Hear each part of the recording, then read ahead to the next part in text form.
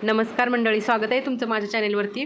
मी आज तुम्हाला एक पारंपरिक पदार्थ बनवून दाखवणार आहे। माझ्या आजी बनवायची। मी लहान असताना ना आमची आजी भरपूर प्रमाणात बनवायची। हे आजारी जर माणूस असेल ना, त्याला जर दिलं ना एक पापड खायला, तर त्याच्या तोंडाला खूप छान चव येते। तर तुम्ही ओळखलंच असेल, हे ज्वारीचे पापड आहेत। ही ज्वारी मी स्वच्छ 2 ते 3 पाण्याने धुवून घेतलेली आहे आणि आता हे आपण 5 ते 6 तास भिजायला ठेवणार आहे। तर मी सकाळी 10 वाजता ज्वारी भिजायला ठेवली होती आणि 4 वाजता मी पाण्यातून काढली। हे बघा, चाळणीमध्ये टाकून पाणी पूर्ण काढून घ्यायचं। एकदम पांढरी शुभ्र अशी ज्वारी दिसते बघा।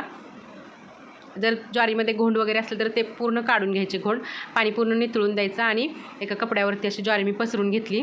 1 ते 1.5 तास लवकर सुकत्या, सावलीमध्ये सुकवायची, उन्हात नाही सुकवायची।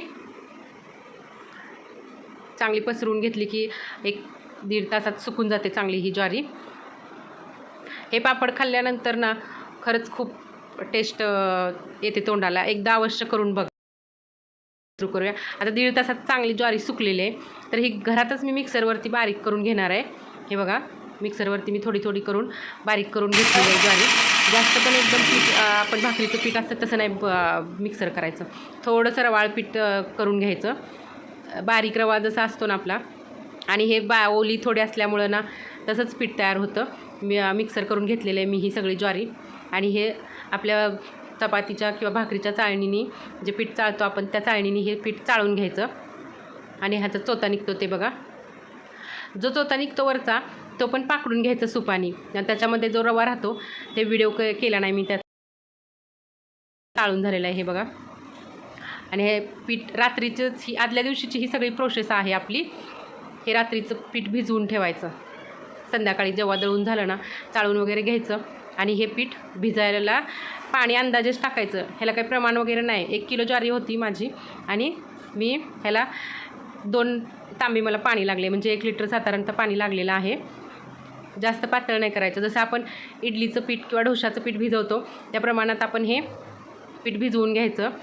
लागेल तसं पाणी टाकत राहायचं, एकदम पाणी टाकायचं नाही। एकदम जर पाणी टाकलं तर पातळ होतं, मग जर पातळ झालं तर मग त्याला ऑप्शन नाही ना दुसरं पीठ वगैरे, त्याच्यामुळं पाणी लागेल तसंच टाकून घ्यायचं।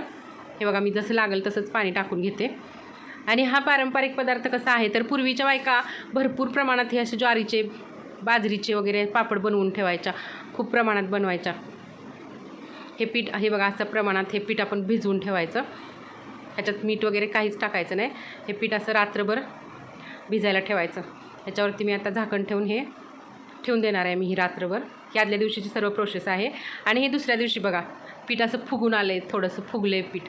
आणि तर मी आता थोडंसं, आता गॅसचा प्रॉब्लेम चालू आहेत ना, टेरिसवरती माझ्याकडे लाकडं होती, मग मी टेरिसवरतीच चूल बनवली आणि पातेल्याला थोडंसं माती लावून घेतली, पातेलं चुलीवरती ठेवलं आणि पिठामध्ये ह्या माझ्याकडे 1 किलो ज्वारीचं पीठ होतं, तर त्याच्या दुप्पट मी पाणी ठेवलेलं आहे। हे बघा, दुप्पट पाणी ठेवलेलं आहे मी आणि त्याच्यात थोडंसं चवीप्रमाणे मीठ टाकून घ्यायचं।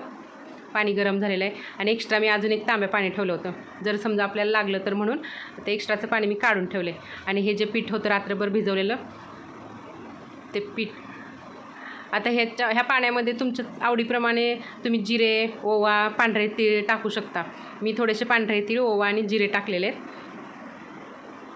पाणी खाली काढून घेतलं का तर अशा गुठळ्या होऊ नये त्याच्यामध्ये पीठ टाकताना, म्हणून थोडंसं हलवायला सोपं पडतं। विटांची चूल आहे, जर पडलं तर सगळं सांडून जाईल, म्हणून खाली घेऊन मी हलवून घेते हे घेतले। तुम्हाला जर आवडत असेल तर तुम्ही टाकून घ्या, भाजल्यानंतर खूप छान टेस्ट लागते ह्याची। आता हे मी पातेलं खाली उतरून घेतले का तर ते विटा मांडलेले आहेत ना, त्याच्यामुळं खाली उतरून मी हे चांगलं आता हलवून घेणार आहे हे टाकून। हे बघा, गाठी वगैरे काय होत नाहीत, पाणी गरम आहे, हलवत राहायचं एकसारखं। हे पूर्ण ढवळून ढवळून ढवळून घ्यायचं। ओतल्यानंतर पीठ, हे जे आपण रात्री भिजवलेलं ज्वारीचं पीठ, हे वतत वतत हलवत राहायचं। आता हे पूर्ण पाणी वतून झालेलं आहे। जेवढं माझ्याकडं पाणी होतं ना, जे मी ठेवलं होतं गरम, तेवढ्याच पाण्यात पिठाच्या दुप्पट पाणी ठेवलेलं आहे। हे एकदम व्यवस्थित योग्य प्रमाण झालेलं आहे ह्याचं। आता परत चुलीवरती ठेवून थोडीशी लाकडं वगैरे घालून चांगलं हे पीठ शिजवून घ्यायचं, असं रटरटर वाजेपर्यंत। आता वाजते बघा, हे पीठ शिजायला लागलं ना, थोडंसं झाकण ठेवून ह्याच्यावरती चांगलं पीठ शिजवून घ्यायचं। हे बघा, योग्य प्रमाणात पाणी वगैरे व्यवस्थित झालेलं आहे, ह्याच्यात जास्त पातळ पण नाही झालं आणि घट्ट पण. आणि अजून एकदा झाकण ठेवून चांगली वाफ काढून घ्यायची. 20 मिनटात हे पीठ आपलं खूप छान शिजलं जातं बघा. हे बघा पीठ खूप छान शिजलं गेलं आहे. आणि हे पापड तुम्ही एखाद्या धोत्राच्या कपड्यावरती किंवा प्लॅस्टिकच्या पेपरवरती टाकून घेऊ शकता.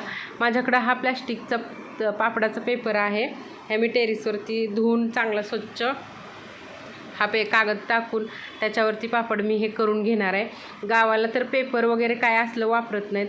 माझी आजी तर आम्ही लहान असताना धोतर ओलं करायची आणि खॉट टाकायची दारामध्ये आणि त्या खॉटवरती असले पापड टाकून घ्यायचे ज्वारीचे. जर समजा आता तुम्ही म्हणाल पापड कसे काढायचे, संध्याकाळी 5 वाजता ते पापड उलटे करायचे, धोतर तसंच उलटं करायचं, त्याच्यावरती थोडंसं पाण्याचा शिपका द्यायचा आणि भिजलं की ते असं सरळ करून परत पापड सरळ करायचे, धोतर सरळ करायचे आणि थोडंसं ओढलं की ते पटपट निघून जायचे. आता हे माझे सगळे पापड घालून झालेले आहेत. हे प्लास्टिकचं पेपर असल्यामुळं मी हे 2 तासांनी बघणार आहे उलटत आहेत का. ओले असतानाच पलटी मारून ठेवायचे 2 ते 3 दिवस. 2 दिवसातच आता खूप कडक ऊन आहे, 2 दिवसात माझे पापड खूप छान सुकलेले आहेत. आणि हे बघा पलटी मारल्यामुळं थोडेसे तोंड उलटी झालेले आहेत पापडाची. खूप छान आणि मस्त असे झालेले आहेत. कलर जरी असा दिसत असला ना, खायला एकच नंबर लागतात हे. हे बघा आता मी मला तळून दाखवते. कढईमधलं तेल गरम झालेलं आहे. तेल चांगलं गरम करून द्यायचं आणि असे पापड तळून घ्यायचे. थोडेसे पापड आपले हे ज्वारीचे असल्यामुळे लालसर उठतात. जर तुमच्याकडं शाळू वगैरे असला, ह्याच्यात थोडंसं तांदूळ जरी तुम्ही टाकले ना तरी ते थोडे पांढरे उठतात. तर दिसायला जरी असे थोडेसे लालसर असले ना तर खायला एकच नंबर टेस्ट आहे ह्या पापडाची. आपल्या घरात एखादा माणूस आजारी असेल किंवा एखाद्याला ताप आला असेल, काही तोंडाला चव नसेल, काही खावंसं वाटत नसेल, तर हे पापड तुम्ही आरावरती भाजून किंवा असं तळून दिलं आणि त्याच्याबरोबर शेंगदाणे किंवा शेंगा वगैरे, तर खूप छान खूप टेस्टी लागतात हे पापड. जर तोंडाची चव गेली असेल कोणाच्या तर ह्या पापडामुळं ना तोंडाला चव पण येते आणि जेवण पण खूप छान जातं.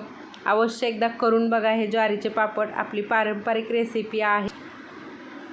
हे बघा मी तुम्हाला आता सगळे पापड तळून दाखवते. आणि तुम्ही माझं चॅनेल, हा माझा व्हिडिओ आहे, कोणत्या गावातून कोणत्या सिटीतून बघताय हे मला कमेंटमध्ये नक्की सांगा. मी गव्हाच्या कुरडया कशा बनवायच्या ह्याचासुद्धा एक व्हिडिओ मी टाकलेला आहे, तो पण तुम्ही माझ्या चॅनलवरती जाऊन बघा आणि लाईक करा.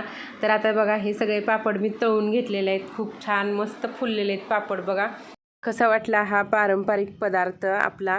तर आवडले असल्यास तुम्हाला हा माझा व्हिडिओ सर्वांना शेअर करा, तुमच्या मित्रमंडळी, नातेवाईकांना. आणि व्हिडिओ शेवटपर्यंत पाहिल्याबद्दल धन्यवाद. व्हिडिओला लाईक करा, चॅनलला सबस्क्राईब करा.